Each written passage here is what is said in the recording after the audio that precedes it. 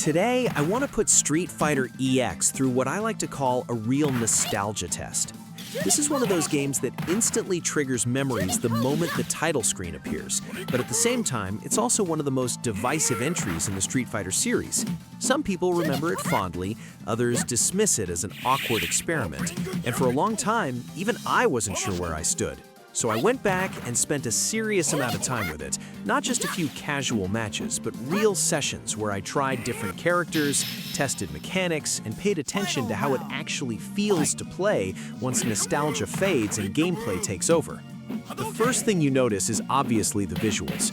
Street Fighter EX was Capcom stepping into polygonal character models while still keeping the traditional 2D fighting plane. And even now, that decision defines the entire experience. The models are blocky, the animations are stiff, and some moves don't have the visual clarity you get from classic sprite work. There's no denying that. But at the same time, there's something oddly charming about it. The characters still look like themselves, just reinterpreted through early 3D.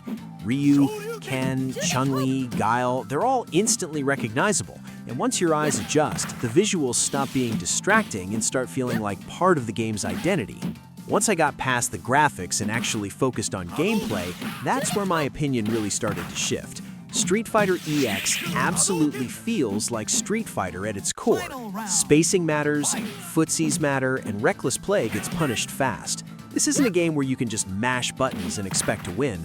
Movement feels heavier compared to other entries, jumps are floatier, and everything has a bit more weight to it. At first, that felt awkward to me, especially coming from faster, smoother games. But after a while, I realized the pacing forces you to be more deliberate. You commit to actions, you think before jumping, and you respect your opponent's space a lot more. The combo system is another area where the game surprised me. Combos aren't as flashy or free-flowing as later Street Fighter titles, but there's still depth here if you're willing to learn it.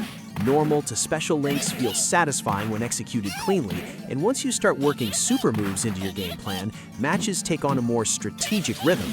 Meter management actually matters. Instead of saving super just to show off, I found myself asking whether it was better to use it now to secure momentum or save it for a more decisive moment later. That kind of decision-making adds tension, and I appreciate that more now than I ever did before. The original characters introduced in Street Fighter EX are a big part of what gives this game its personality. Skullomania is the obvious standout, and honestly, he's still a joy to play. He feels like a playful tribute to classic heroes, and even though he's not the most complex character, landing his moves is incredibly satisfying.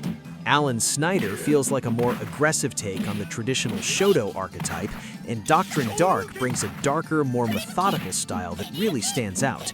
These characters don't feel like afterthoughts, they feel like genuine attempts to expand the Street Fighter universe in a different direction, and revisiting them now makes me wish some of them had stuck around longer.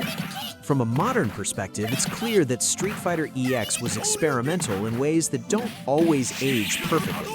Hit detection can feel inconsistent at times, especially during close exchanges. There were moments where I felt like I got clipped by attacks that didn't visually connect, and that can definitely be frustrating. Some animations lack clarity, making it harder to read what's coming next compared to sprite-based fighters. But despite these issues, the game still feels playable, and more importantly, fair most of the time. When I lost matches, it usually felt like my mistakes, not cheap design. The sound design deserves some credit too. The music has that energetic arcade vibe that keeps matches feeling intense without becoming distracting. Sound effects are punchy, and super moves still feel impactful when they land. There's something about hearing that super activation sound that still triggers excitement even after dozens of matches. It's one of those details that reinforces how important audio feedback is in fighting games. I also spent a lot of time fighting the CPU, and this is where Street Fighter EX really demands respect. The AI can be brutal. It punishes bad habits, reacts quickly, and forces you to actually learn your character instead of relying on gimmicks. You can't just jump in endlessly or throw out unsafe moves and hope for the best. The game pushes you to slow down, read your opponent, and play smart. Losing here doesn't usually feel cheap, it feels like a lesson, and that's something I value a lot more now than I did back then. Comparing Street Fighter EX to other games in the series, it definitely sits in its own lane. It doesn't have the visual elegance of classic sprite-based entries, and it doesn't have the refined mechanics of later titles. But what it does have is identity. It feels like a snapshot of a time when developers were experimenting, taking risks, and trying to figure out what the future of fighting games could look like.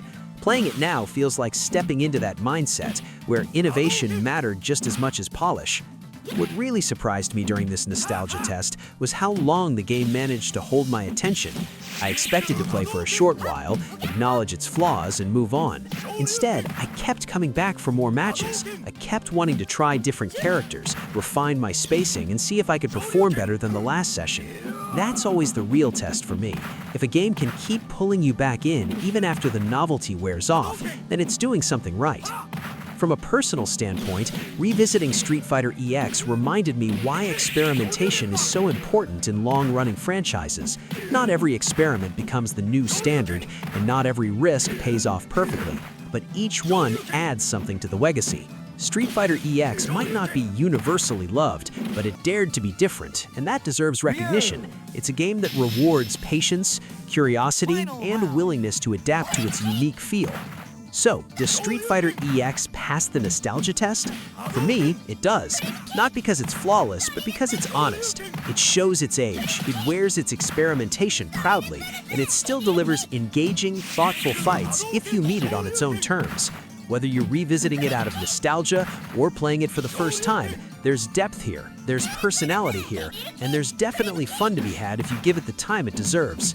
Thanks for watching, and if you enjoyed this nostalgia test and breakdown, stick around. There are plenty more classic fighters worth revisiting, analyzing, and seeing how they truly hold up once the memories fade and the gameplay takes center stage.